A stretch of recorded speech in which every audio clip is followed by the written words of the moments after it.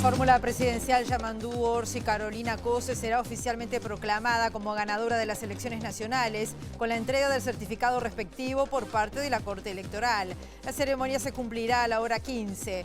Luego, a la hora 18, el presidente electo mantendrá un encuentro con el presidente de Colombia, Gustavo Petro, en el Hotel Radisson. Petro, quien ya se encuentra en Montevideo, se va a reunir a la hora 16 con el presidente de la calle Pou en la residencia de Suárez y Reyes y mañana visitará al expresidente José Mujica en su chacra de Rincón del Cerro en horas del mediodía. Allí le entregará a Mujica la Cruz de Boyacá, la mayor condecoración colombiana por su participación en el proceso de paz.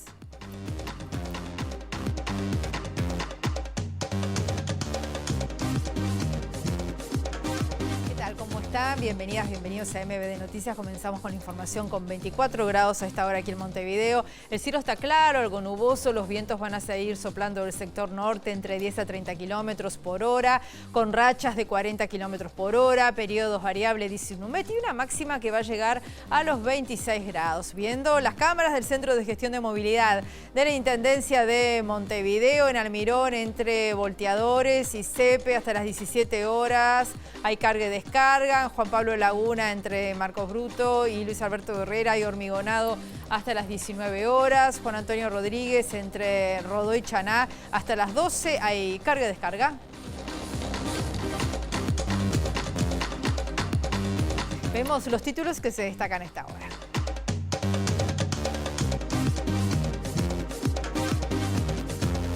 Para el senador electo Robert Silva, los colorados deben pensar en clave de partido y no por sectores, y criticó a Pedro Bordaberry por reunirse con Orsi. Silva aspira a que la coalición siga unida. La Federación de Funcionarios de la Salud Pública y el Sindicato Médico denuncian que el gobierno saliente está presupuestando cargos de confianza en ACE. El Sindicato Médico del Uruguay espera informe sobre Casmu que se presenta en el Parlamento. Su presidente, José Minarrieta, espera que CUDAM no sea igual a Casa de Galicia. El Ministerio del Interior y la Fiscalía investigan el atentado a balazos contra el Instituto Nacional de Rehabilitación.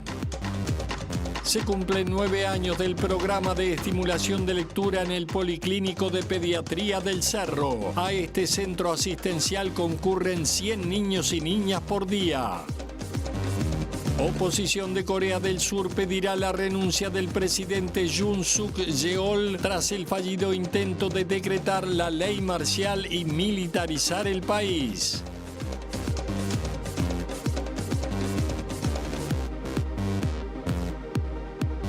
De Colombia, Gustavo Petro, llegó esta mañana a nuestro país, a Uruguay, y va a permanecer aquí hasta el viernes porque va a participar de la cumbre del Mercosur. Además, hoy tiene previstas reuniones con los presidentes en funciones, Luis Lacalle Pou y electo, Yamandu Orsi, y un encuentro mañana con el expresidente José Mujica para entregarle la Cruz de Boyacá, que es la mayor condecoración colombiana para un extranjero.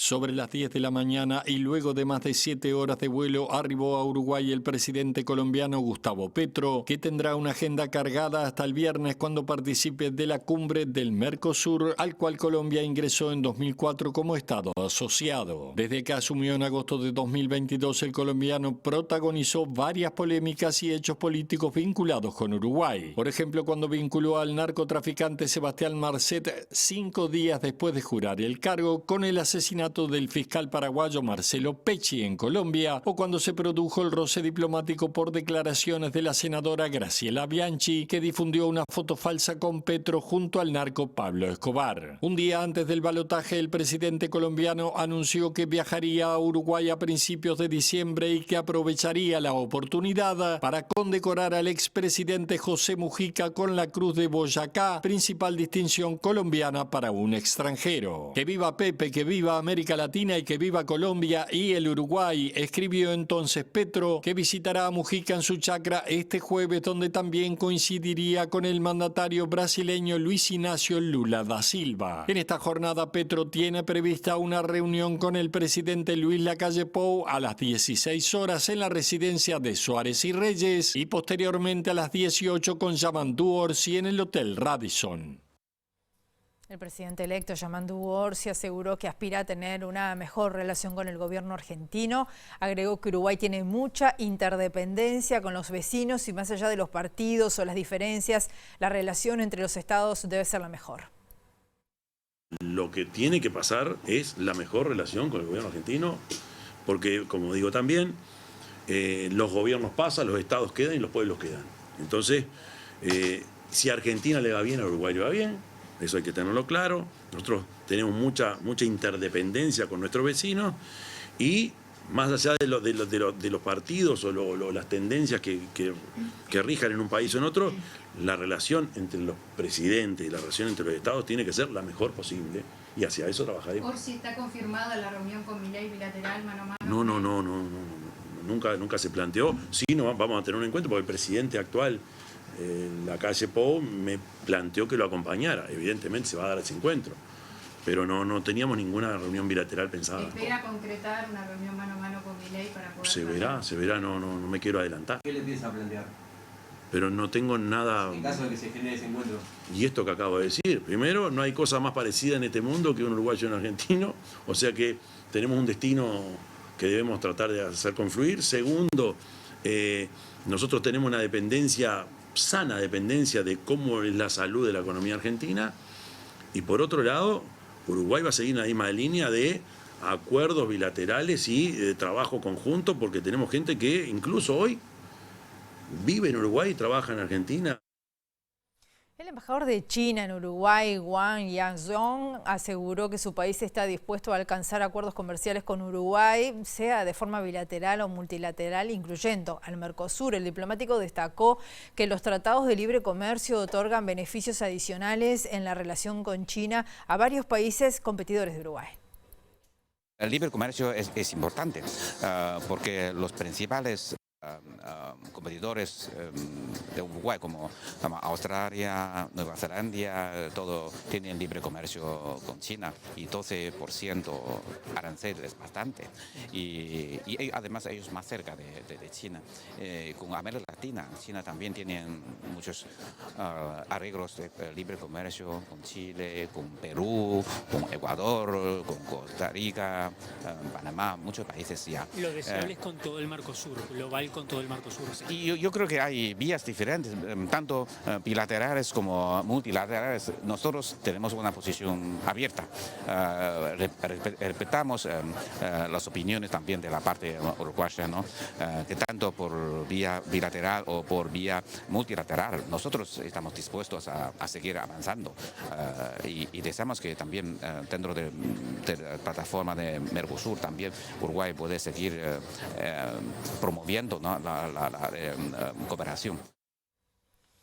El politólogo Daniel Chasquetti analizó la posible formación del gabinete ministerial, el que entiende estaría compuesto en su totalidad por figuras del Frente Amplio. Según el analista, la demora en la confirmación del equipo obedece a la negociación para mantener el equilibrio dentro de la bancada, sumado a la incorporación de técnicos y mujeres para cumplir con el espíritu de la coalición de izquierda que se declara feminista. El Frente Amplio tiene mayoría en el Senado, tiene casi mayoría en la Cámara Baja, por tanto me imagino un gabinete que no va a tener gente de otros partidos, como sucedió en el periodo que termina, o sea, un gabinete de partido. En segundo lugar, me imagino un gabinete con un grado importante de congruencia respecto a la bancada, o sea, va a haber un componente fuerte que represente a los sectores. Eso crea compromiso entre los que están en el Poder Ejecutivo y los que están en el Poder Legislativo. Tercero, me imagino que va a haber varios ministros técnicos, ¿no? Que se van a mantener, o independientes dentro del partido, que se van a mantener con el respaldo del presidente. Me imagino Done, que ya fue designado, y algún otro que anda el rumor por ahí. Y finalmente me lo imagino paritario, ¿no? Con por lo menos 7 mujeres. Creo que el Frente Amplio es un partido feminista, tiene ese compromiso, y yo creo que Orsi lo va a cumplir.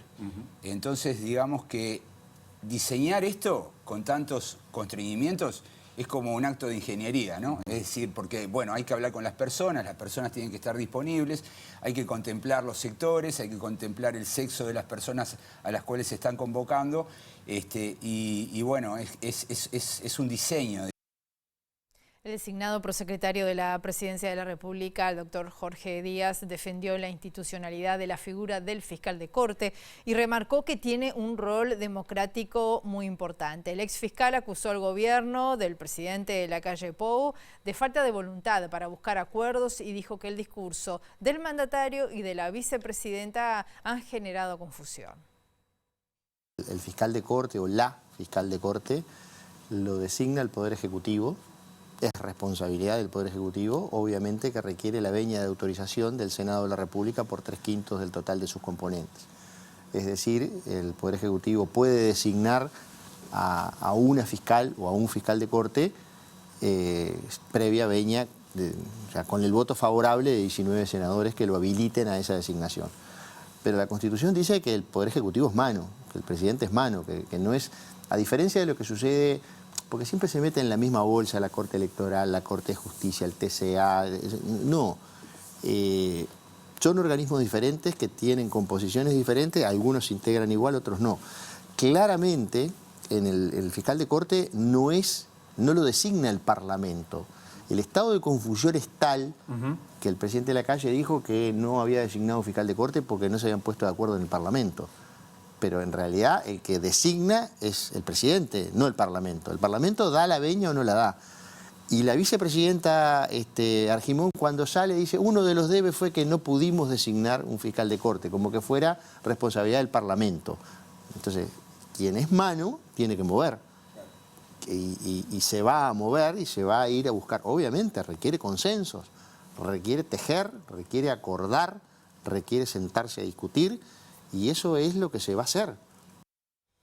El ex candidato a la vicepresidencia y senador electo por el Partido Colorado, Robert Silva, dijo que Pedro Bordaberry no estuvo bien al reunirse con el presidente electo solo con su sector. Según Silva, el gran desafío de los colorados ahora es pensar en clave de partido y no por sectores, y aclaró que no existe en la interna del partido una disputa entre el ex candidato presidencial Andrés Ojeda y Pedro Bordaberry. Silva señaló también que tiene coincidencias con el Frente Amplio, pero aspira a que la coalición vaya unida para concretar algunas de sus propuestas. Reconoce que tuvieron que tener mejor organización como coalición en esta administración.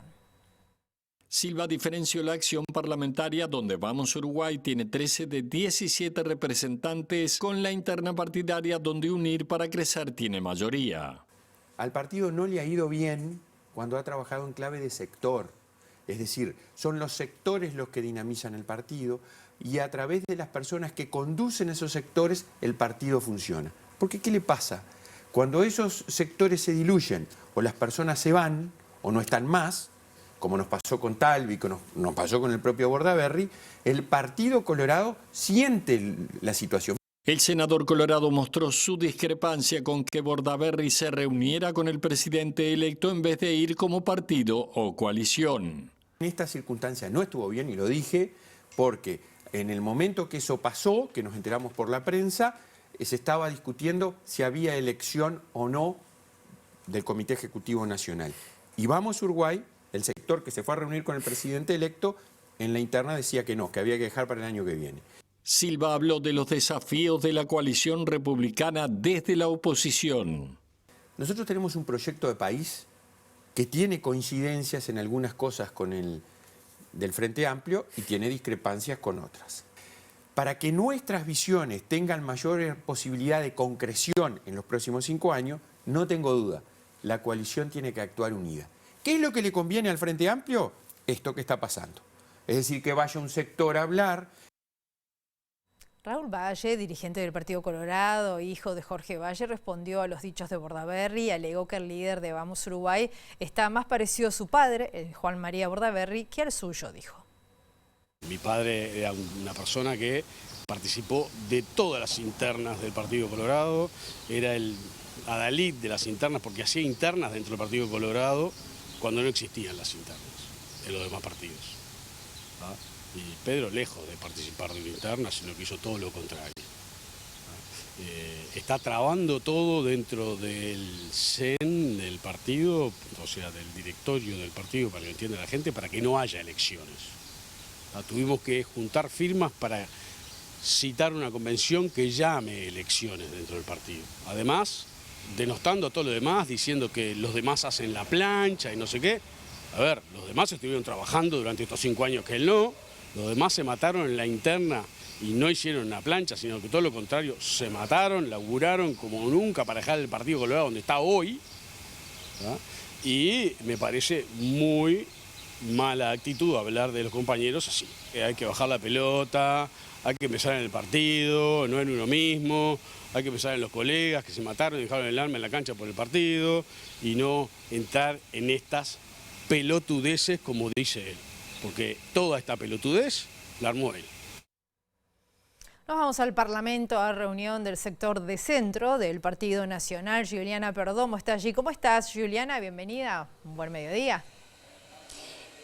Gracias, Rosina. Buen mediodía para todos. Reunión que acaba de finalizar hace algunos minutos. Como tú bien decías, el sector de centro estaba reunido desde las 11 de la mañana en el Parlamento.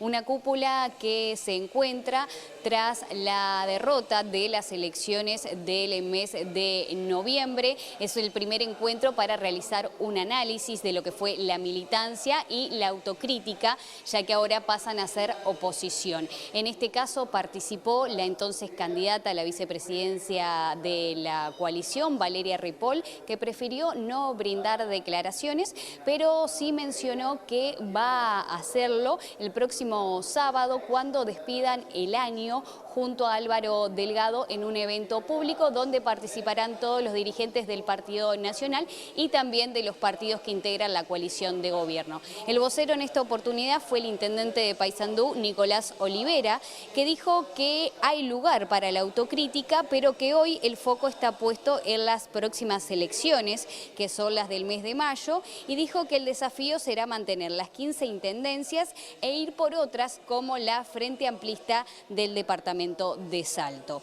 En cuanto a la conformación del Parlamento, Olivera habló de un Partido Nacional firme y responsable a partir de ahora como oposición y expresó que la presencia del presidente Lacalle Pou sería una pieza necesaria y clave en el próximo Senado. También Olivera habló del ahogo económico del gobierno nacional a la Intendencia de Montevideo, algo que se está hablando por estas horas y en los últimos días, y él dijo que es parte del show electoral. Y también por último se le consultó sobre las declaraciones del senador Sebastián da Silva y él mencionaba que le gusta el vedetismo y la marquesina y que no se tomará sus dichos de forma personal, ya que no tuvo oportunidad de hablar de forma presencial con el senador. Lo escuchamos.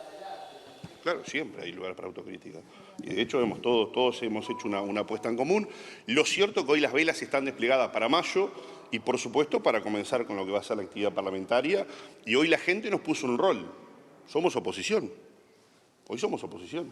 Entonces ahí lo vamos a hacer con responsabilidad, pero también con firmeza, por supuesto, para defender a casi la mitad del país que confió también en la coalición. A nivel parlamentario, ¿van a hacer alianza con el 404 y el realismo? No, eso no está en el bolillero todavía, o sea, son cosas que tenemos que ir definiendo. Nosotros tenemos una identidad propia. Pero están en juego las mayorías. Hoy el sector más importante es la 40. Sí, nosotros somos de centro. Creo que eso se va a ir dando en función también de las sensibilidades. Hay afinidades con otros grupos, con otros compañeros también, y con gente también de la 40. O sea, somos blancos, somos de un mismo partido. Hay algunos con más intensidad, otros con más volumen, otros con menos volumen, pero somos blancos y en definitiva vamos a hacer oposición con firmeza, pero con responsabilidad. Bueno, y comentarles, Rosina, que la actividad continúa en el Parlamento porque a la hora 16 también se espera un encuentro de los diputados electos del sector Alianza País, donde también se van a reunir por primera vez tras la derrota del mes de noviembre. Y bueno, y después, como les reiteraba, el próximo sábado se va a estar realizando esta despedida de año por parte de la coalición de gobierno, donde va a estar participando Álvaro Delgado y Valeria Ripoll, y se espera que brinden declaraciones a la prensa. Muchas gracias, Juliana. El Ministerio del Interior y la Fiscalía están investigando el atentado a balazos que ocurrió esta madrugada. Fue contra el Instituto Nacional de Rehabilitación, protagonizado aparentemente por 2 personas que circulaban en moto. Hasta el momento no hubo pronunciamiento oficial de las autoridades. La sede del Instituto Nacional de Rehabilitación, ubicada en Cerro Largo y Andes, recibió esta madrugada al menos 2 impactos de bala que atravesaron los vidrios de las puertas principales, pero que no dejaron personas heridas. En el lugar también fue hallada una nota amenazante escrita en una hoja A4 que fue dejada por los atacantes. Según las primeras versiones policiales, se trataría de 2 personas que circulaban en moto, una de las cuales bajó del rodado para dejar la advertencia luego del tiroteo. Mendoza: los presos se respetan, decía la nota en clara referencia al director del instituto, Luis Mendoza, pero sin precisar el fondo del mensaje. Además de estos elementos de prueba, los investigadores también cuentan con las cámaras de seguridad del lugar y revisan las colocadas en la vía pública para detectar el posible camino de fuga. En el edificio atacado funcionan las oficinas de la Unidad Penitenciaria número 25 de máxima seguridad y de la Subdirección Administrativa del Instituto Nacional de Rehabilitación. Sobre este tema, por el momento, no habrá comunicación oficial desde el Ministerio del Interior hasta tanto se tengan mayores elementos sobre los responsables del atentado y sus motivos. Sin embargo, fuentes policiales explicaron a MBD Noticias que hay una serie de hechos que podrían estar vinculados a esto. Uno de ellos ocurrido la semana pasada. Se trata del traslado dispuesto desde el Penal de Libertad a la Unidad 25 de máxima seguridad de Gustavo Albín, que es líder de una de las bandas de narcotraficantes que se están disputando el territorio de Villa Española. Albín fue imputado a mitad de año por el homicidio de un integrante de la banda rival, de los Suárez, en represalia por el asesinato de su hijo de 8 años en el año 2023. Cambiamos de tema con la presencia del ministro de Relaciones Exteriores, Omar Paganini, el vicecanciller argentino y el gobernador de la provincia de Entre Ríos, Rogelio Frigerio. El Comité de Integración Fronteriza Fray Bentos Gualeguaychú volvió a reunirse, esto después de 24 años, y además el parate que hubo por el conflicto de las pasteras. El trabajo abarca temas como el control integrado de fronteras para agilizar el flujo de personas por los cruces binacionales, el desarrollo además de emprendimientos turísticos, productivos y culturales. Se abarcan distintos puntos de trabajo importantes, como tiene que ver con el área de control integrado en frontera para facilitar el flujo de personas a través del cruce de los puentes y demás. También hay una comisión que trabaja los temas educativos y culturales, que son muy importantes porque permiten que estudiantes de ambos lados, los 2 países, puedan estudiar en otro lado, puede haber movilidad estudiantil, puede haber carreras binacionales, y eso es un tema clave para nosotros. Además, la parte de coordinación del turismo, el comité que trabaja en producción, turismo y desarrollo, trabaja para generar productos que puedan funcionar turísticamente en ambos lados, y así sucesivamente todos los temas que tienen que ver con la vida en esta zona del país, muy conectada con la República Argentina a través de lo que es la confluencia del Gualeguaychú y Fray Bentos, puedan desarrollar y plantear iniciativas que después los jerarcas tenemos que poder procesar y llevar a la práctica. Hacemos la primera pausa y volvemos enseguida.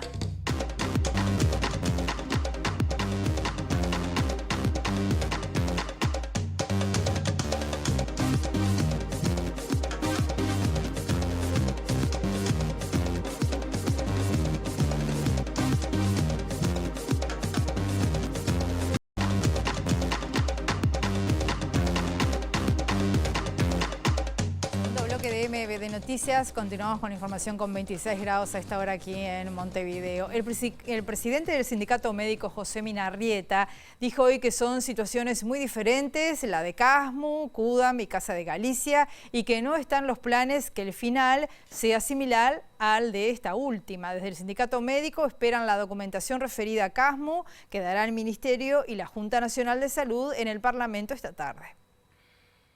No hemos tenido acceso a esos documentos y bueno, estamos esperando el resultado de la reunión de hoy para ver los pasos a seguir adelante. Por supuesto que la situación de CUDAM también nos está reclamando atención y estamos en un proceso de negociación con la empresa, acompañando a los médicos que trabajan en la institución, que entendemos que tiene posibilidades de éxito, pero bueno, estamos justamente en ese proceso. ¿Con el camino de Casmo y Casa de Galicia cómo ha trascendido? No, son situaciones absolutamente distintas, las tres. Y por supuesto que nadie quiere el final que tuvo Casa de Galicia. Y no está planteado un final de ese tipo para ninguna de las otras instituciones en el momento. Mina Arrieta destacó que el trabajo de los médicos residentes sostiene gran parte del andamiaje asistencial, en especial de ACE, y que son trabajadores médicos a los que deben respetarse sus derechos, pero se han extremado sus exigencias. Por esto, desde el Sindicato Médico del Uruguay se plantea revisar la ley referida a los médicos residentes y lo referido a sus condiciones de trabajo y salario. La Comisión Multiinstitucional por la Seguridad del Personal de Atención Extrahospitalaria firmó hoy un anexo al protocolo de seguridad en la escena. Esto es del SAME 05 y el Ministerio de Salud Pública, que amplía las medidas de apoyo a los equipos asistenciales para que puedan realizar su tarea con seguridad en todo el territorio. Los gremios que trabajaron en el documento durante 2 años, el Sindicato Médico y la Federación de Funcionarios de la Salud Pública, se manifestaron conformes con lo acordado, así lo dijo el presidente del Sindicato Médico. Este trabajo ha estado centrado en agregar algunos criterios de seguridad a un protocolo que ya fue firmado en 2014, reafirmado en 2017 por parte de los mismos actores, donde estábamos antes solamente los trabajadores y las empresas, y ahora con la presencia de todos estos otros actores estamos llegando a una adenda a ese protocolo, que el tema que lo invoca, que lo provoca, es la seguridad de los equipos asistenciales cuando trabajan en la calle, cuando trabajan en los domicilios, cuando trabajan en la periferia, cuando trabajan en zonas que pueden ser seguras o no. Y bueno, se establece allí un protocolo de acompañamiento por parte del Ministerio del Interior en algunas circunstancias que entendemos que va a mejorar la seguridad de los equipos asistenciales. La idea es lograr atender en oportunidad según el grado de urgencia o emergencia que implique cada situación. Eso es lo más importante, pero también sabemos que para que eso se pueda suceder de la mejor manera, el equipo tiene que llegar seguro, tiene que llegar a tiempo y sus integrantes tienen que estar fuera de peligro, porque la seguridad del escenario, la seguridad del equipo, en todos los protocolos del mundo está definida como de suma importancia. El presidente de la Federación de Funcionarios de la Salud Pública, Martín Pereira, dijo hoy que el sindicato no está de acuerdo con que se presupuesten a directores y equipos de gestión de ACE que asumieron con este gobierno. Pereira opinó que son cargos que asumen con un gobierno y que se tienen que ir cuando la administración llega a su término. Ahora en este momento se está discutiendo públicamente lo que son las presupuestaciones, en una vieja reivindicación de la Federación. Lo que sí no estamos de acuerdo es que se presupuesten directores y equipos de gestión, que son cargos políticos que se tienen que ir con la administración. Son cargos que se saben cuando se asumen, que se van con la administración cuando termina. Hubiera ganado el Frente Amplio o no, siempre hay cambio de autoridades en lo que es en materia de salud. Por eso entendemos que hay que presupuestar a todos los compañeros que se entiendan. No hubo un acuerdo con la Federación porque hay una rebaja salarial de la manera que quedó votado en el Parlamento. Se le saca el salario vacacional a los trabajadores de Comisión de Apoyo y Patronato cuando se presupuestaban anteriormente, por eso la Federación no hace ese acuerdo en ese sentido, y por lo que tiene que ver con la presupuestación de los directores y adjuntos y subdirectores que hay a lo largo y ancho del país, que son por Comisión de Apoyo, pero que tienen que asumir con un gobierno, vivirse con un gobierno, al menos que sean revalidados en el cargo por el próximo gobierno, cosa que no está en discusión ahora, sino de presupuestar a todos los cargos de gestión, cosa que no estamos de acuerdo por parte de la Federación. Nuestro sistema de atención en salud mental está sobrecargado. La ansiedad y la depresión son tan frecuentes como la hipertensión arterial. Esto lo dijo hoy la directora del programa de salud mental del Ministerio de Salud Pública, Alejandra Moreira. Las declaraciones fueron realizadas en el marco del lanzamiento de 4 guías de práctica clínica en salud mental para el primer nivel de atención. Se trata de 4 libros que ofrecen pautas en atención en patologías como depresión, ansiedad y prevención de la conducta suicida. Están destinadas al personal de la salud que se desempeña en el primer nivel de atención. Lo que vemos es que los servicios de salud mental especializados, lo que es el psiquiatra, están sobrecargados de consultas y mucha proporción de esas consultas son consultas por cuadros depresivos, por cuadros de ansiedad, que con la prevalencia que hoy por hoy eso tiene, eso debe ser seguido en el primer nivel de atención, a no ser que se identifiquen algunos criterios de gravedad, ideas de muerte o criterios de gravedad que el médico identifique que requieran una consulta del nivel especializado. Pero hoy por hoy la ansiedad, la depresión son patologías tan frecuentes como la hipertensión arterial. Si vamos a pretender que el cardiólogo vea a todos los hipertensos, vamos a tener una sobrecarga del nivel especializado. Y esto es lo que está pasando con nuestro sistema de atención en salud mental. Ahora, con esta guía, ¿qué instrucciones le pueden dar los médicos que no son especialistas en esta materia para ayudar a esas personas? Bueno, en la guía aparecen desde nociones de abordaje, desde el primer momento en que la persona se encuentra con alguien en sufrimiento emocional, que a veces es difícil de manejar porque también los profesionales de la salud se afectan con eso, desde las nociones, desde la comunicación, la gradación de la gravedad, el tratamiento y el seguimiento clínico hasta el momento de la remisión sintomática. Se realizó la 14ª Marcha por el Día Internacional de las Personas con Discapacidad, que partió desde la Plaza Libertad hasta la Plaza Independencia, con la consigna "Basta de promesas, queremos acciones".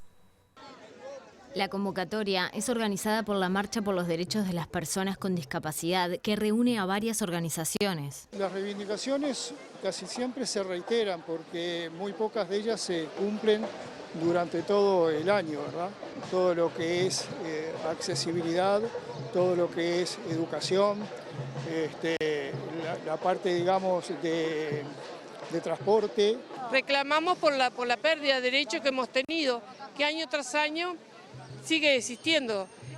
Por ejemplo, los niños autistas, hay mucha cantidad de niños autistas que no pueden ir a algo tan simple como ir a la escuela, no tienen derecho a educarse porque necesitan un asistente personal y no lo tienen. Y hay mucha cantidad de asistentes personales que no tienen trabajo. La finalidad es que se vea que hay leyes que están aprobadas y no están reglamentadas, y las que están reglamentadas para usar no se cumplen. Nosotros apostamos a que las personas con discapacidad aporten, tienen la capacidad, pueden hacerlo, hay leyes que están al servicio y sin embargo no están dadas las condiciones, las oportunidades.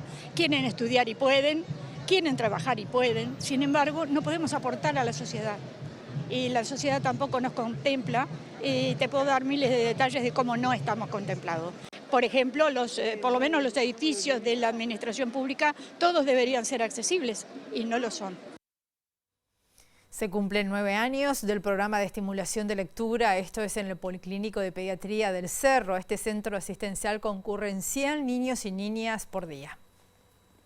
El programa de estimulación de lectura surgió en el Policlínico de Pediatría del Cerro en el año 2015 como respuesta a la preocupación de las y los profesionales de ese centro por las dificultades de aprendizaje que presentaban niñas y niños que asistían al Policlínico. Ahí convocamos al Sindicato Médico del Uruguay para hacer una gran difusión, porque nosotros necesitamos muchísimos libros, porque por aquí pasan más de 100 niños por día. Y uno de los objetivos era que cada vez que viene la familia a la consulta se llevaran un libro. Eso se ha podido sostener y lograr, ya estamos festejando 9 años, porque la comunidad se plegó a todo ese movimiento. Recibimos durante todo el año donaciones de libros de instituciones públicas, privadas. Se sumó el Ministerio de Educación y Cultura con su programa de lectura. El municipio siempre estuvo participando de lo que es la difusión y las actividades. Vecinos de este barrio y de otros barrios concurren durante todo el año a leer. La pediatra reflexionó sobre los hechos de violencia que se están viviendo en algunos barrios montevideanos y cómo están afectando a la población más pequeña. Los niños vienen con situaciones muy dolorosas, no pueden dormir, se quieren ir a vivir a otro lugar y los papás nos cuentan, o sea, no tienen lugares seguros donde jugar. ¿no? Y nos dicen los padres, la salida es a la escuela o al liceo y después guardarlos adentro de la casa. Son situaciones que sin duda tenemos que revertir y lo más rápido posible porque son niños. El Ministerio de Educación y Cultura definió la realización de una segunda instancia de las pruebas de docente acreditado. Van a ser el 26 y 27 de febrero. Esa instancia fue cuestionada por el colectivo Docentes Jubilados de la Educación Pública porque entienden que fijarla en los últimos días de esta administración va a embretar a las autoridades entrantes. Es una prueba que se aplica sin sentido, sin contenidos específicos, que se compró al exterior, se compró a Colombia y salió varias decenas de miles de dólares. Y lo que da es un papel, digamos, que dice que una persona mágicamente se convierte en licenciado en pedagogía. A nosotros ese mecanismo, por supuesto que nos resulta insultante para nuestra condición como docentes, no lo compartimos en absoluto, excede las potestades del MEC. El MEC no tiene potestades para brindar títulos universitarios, eso solo lo puede hacer la universidad. Y además ahora nos enteramos de que hay una segunda edición y justo está puesta en los 2 últimos días de ejercicio de este gobierno. Entonces, nos parece terrible desde todo punto de vista y nos parece que además deja en una condición muy delicada al gobierno entrante. Estamos embarcados en tratar de encontrar algún mecanismo que permita al gobierno entrante frenar esta decisión de aplicar una prueba en ese momento. Nos parece totalmente inadecuado porque además es conocido por todo el mundo que el gobierno entrante tiene otra mirada, quiere hacer las cosas de otra manera con respecto a la formación en educación.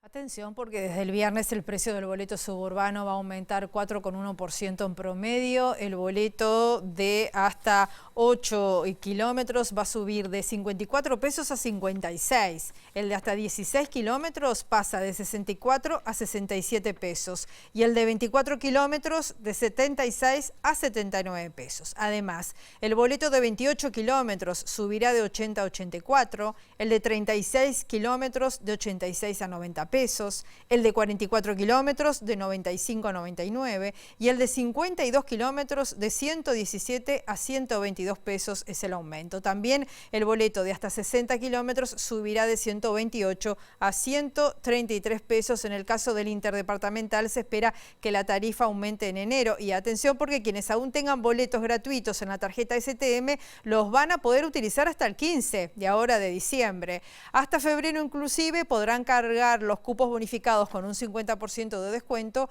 con un mínimo de 20 y un máximo de 50 boletos por mes. Nos vamos a un festejo muy especial al que nos invita Eduardo Delgado. ¿Cómo estás, Eduardo? Adelante, bienvenido. Un gusto saludarte, Rosina. Así es, porque este 2024 cumple 65 años la Orquesta Filarmónica de Montevideo. Y bueno, tras un largo año de mucha y muy intensa actividad, lo despide en diciembre con varios conciertos en diferentes partes de la ciudad. Y estoy con Martín García, director justamente de la Orquesta Filarmónica, para consultarte, Martín, sobre este montón de conciertos de diciembre que comienza mañana en la Cita Rosa con Montevideo de Bronce.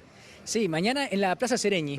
Estamos, terminando un año que fue muy intenso, que además arrancó por todo lo alto con la celebración de los 300 años del proceso fundacional de Montevideo en el Cerro. Es un año de mucho público, dijimos vamos a ver cómo estamos de números este año y es el año con más público, yo creo que en la historia de la orquesta, por lo menos si nos vamos para atrás, para antes de la pandemia. Más de 40.000 personas vieron a la Orquesta Filarmónica a lo largo de este año y esto que vamos a hacer ahora, esta gira barrial de 15 lugares en 5 días, es un poco tratar de devolverle a la ciudadanía, a la gente que sostiene, que apoya, que nos ha acompañado todo el año, darles un regalo navideño. Y en este caso con los profesores de los bronces de la orquesta, las trompetas, corno francés, la tuba, los trombones, la batería, vamos a ir por distintos barrios, vamos a ir mañana a la Plaza Sereñi a las 20 horas, con una propuesta bien interesante, bien original, muy para el verano yo creo. y luego el viernes en Plaza Capurro, también con este programa. Además ahí inaugurando una galería fotográfica, ¿no? Sí, una fotogalería conmemorativa de los 65 años de la orquesta, con el Centro de Fotografía de la Intendencia, documentando sobre todo lo que fue este año y un poco también de la historia de la orquesta y bueno, presentando a los músicos, a la gente que trabaja en la cotidiana de la orquesta, mostrar un poco que en una galería que después va a itinerar por distintos barrios. Y luego la semana que viene tenemos tangos en salas barriales, programa legendario de galas de tango con Valeria Lima como principal figura por distintas salas barriales, y con los profesores de los bronces vamos a salir de manera sorpresa a visitar distintos barrios y distintos puntos. Bien. Y hablabas de este récord digamos, de audiencia de la orquesta este año, pero quería preguntarte también por algo que pasa más desapercibido, que es el trabajo en formación de nuevos públicos. O sea, los músicos han ido a ver a miles de estudiantes en las escuelas y también miles de liceales han venido a ver ensayos de la orquesta. Correcto. Más de 3.000 niños nos han visto en sus escuelas, en el programa de música en la escuela de la División Promoción Cultural. Y a la vez, en trabajo con el Teatro Solís, han venido casi 1.000 estudiantes y grupos de distintos centros educativos y centros sociales a ver ensayos de la orquesta, que es una experiencia que vamos a profundizar el año que viene con propuestas específicas en el Teatro Solís para infancias. Martín, y te pido por último si nos podemos despedir con un poquitito de este Montevideo de Bronce que se va a ver, por ejemplo, mañana en La Sereni y pasado en la Plaza Capurro. Pero cómo no, que disfruten. Gracias.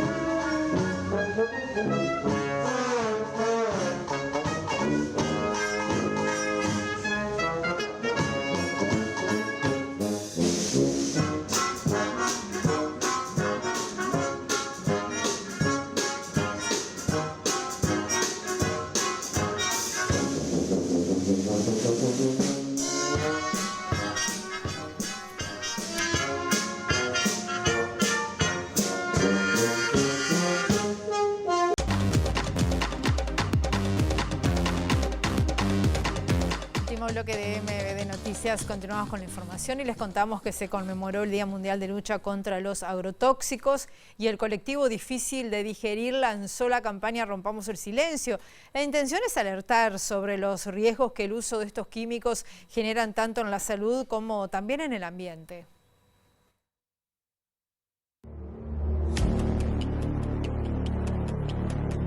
La campaña Romper el Silencio presenta números que indican la gravedad del fenómeno de los agrotóxicos a nuestro país. Para esto, reúne diferentes estudios realizados en Uruguay. Señalan que los datos brindados por el Laboratorio de Bromatología de la Intendencia de Montevideo y recogidos por la publicación de la Universidad de la República Alimento como Trama de Vida, se constató la presencia de 14 agrotóxicos en frutas y verduras comercializadas al público, 5 agrotóxicos en alimentos a base de trigo y cebadas y 5 agrotóxicos en carne de vaca. Además, algunos de los químicos presentes están actualmente prohibidos en muchos otros países. En el mismo texto se presenta información que confirma que el Estado uruguayo es más permisivo en cuanto a la graduación de agrotóxicos permitida en la legislación. 7.000 veces más permisivos en la cantidad de glifosato en el agua, 200 veces más permisivo en la presencia de difenilamina en la manzana, y hay 43 plaguicidas de alta peligrosidad que están prohibidos en Europa y se usan en Uruguay. Otro dato presentado por el colectivo Difícil de Digerir ubica la preocupación en las infancias uruguayas y evidencia que hay 644 escuelas rurales que tienen plantaciones agrícolas y forestales a menos de 300 metros, por lo que es posible que sean fumigadas, algo prohibido por ley. También denunciaron que en 2022 se importaron 16.900.000 kilos de agrotóxicos para ser utilizados en el territorio nacional. Por último, alertan que algunas de las enfermedades más asociadas al perjuicio de los agrotóxicos en la salud humana son las enfermedades respiratorias, alergias en la piel, cáncer en edades tempranas, hipotiroidismo y abortos espontáneos. Fue inaugurado ayer un memorial, esto es en recuerdo a Uva Gessner, Chávez Sosa y Norma Scópice, víctimas de secuestro y desaparición por el terrorismo de Estado. La iniciativa se concretó a instancias del Consejo Vecinal número 15 y con el impulso del municipio C. El municipio ha venido trabajando hace mucho tiempo en el recorrido, las huellas, las marcas de la memoria y además en la recuperación de nuestros desaparecidos y poderles rendir homenaje porque es un debe que tenemos para la comunidad. Nosotros entendemos que no podemos avanzar si no tenemos la historia, si no conocemos nuestra historia, si no podemos recuperar nuestro pasado. Uva Gesner, Chávez Sosa y Norma Scópice fueron secuestrados por el terrorismo de Estado en 1976 en las inmediaciones de la esquina donde ahora luce el memorial, Baimaca y Ataona. Aquí había una parada de ómnibus de madera en el cual estaba ya una placa recordando a Norma Scópice porque vivía acá y a Chávez Sosa que fue donde lo chuparon en la dictadura, ¿sí?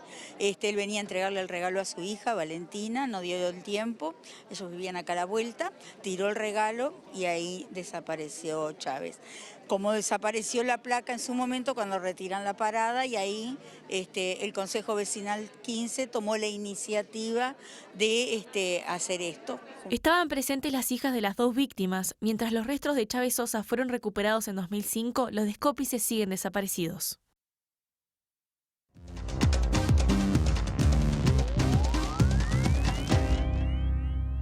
Los partidos de la oposición de Corea del Sur van a pedir la renuncia del presidente Yoon Suk-yeol tras el fallido intento de decretar la ley marcial y militarizar las instituciones democráticas del país, al tiempo que su ministro de Defensa renunció tras la crisis política y social desatada por la medida. 앞으로 수일 안에 모든 상황이 판가름 날 것이라고 생각합니다. 어젯밤 대통령의 계엄 선포 이후 El ministro de Defensa de Corea del Sur, Kim Jong-hyun, ofreció este miércoles su dimisión y pidió disculpas a los surcoreanos por causar confusión y preocupación con la aplicación de la ley marcial y se mostró dispuesto a asumir la responsabilidad por la medida, ya que fue uno de los altos cargos que le sugirió al mandatario aplicarla para hacer frente a la compleja situación política que afrontaba su gobierno en minoría. El mandatario anunció la imposición de la ley marcial para proteger el orden constitucional de actividades antiestatales de las que acusa el principal bloque de la oposición, el Partido Democrático, al que también calificó de fuerza pro-Corea del Norte. La oposición que controla la Asamblea Nacional sacó adelante una moción para levantar la ley marcial unas 6 horas después de ser declarada, forzando al Ejecutivo a retirar la medida y después de que las tropas del ejército trataran de tomar el Parlamento y protagonizaran encontronazos con políticos, funcionarios y periodistas. La presión política y social contra el presidente de Corea del Sur, Yoon Suk-yeol, ha aumentado este miércoles con la presentación de una moción parlamentaria por parte de la oposición para su destitución, iniciando así el proceso que podría desembocar en la suspensión del ejercicio del poder del mandatario cuyo partido gobierna en minoría. Nos vamos, volvemos a las 18:55 a la edición central o mañana a las 8, la primera edición de MBD Noticias. Hasta luego, que pasen muy bien.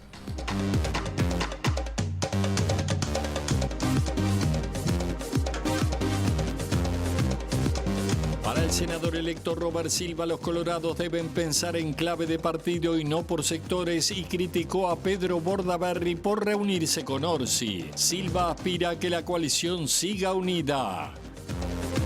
La Federación de Funcionarios de la Salud Pública y el Sindicato Médico denuncian que el gobierno saliente está presupuestando cargos de confianza en ACE. El Sindicato Médico del Uruguay espera informe sobre Casmu que se presenta en el Parlamento. Su presidente, José Minarrieta, espera que CUDAM no sea igual a Casa de Galicia. El Ministerio del Interior y la Fiscalía investigan el atentado a balazos contra el Instituto Nacional de Rehabilitación. Se cumplen 9 años del programa de estimulación de lectura en el Policlínico de Pediatría del Cerro. A este centro asistencial concurren 100 niños y niñas por día.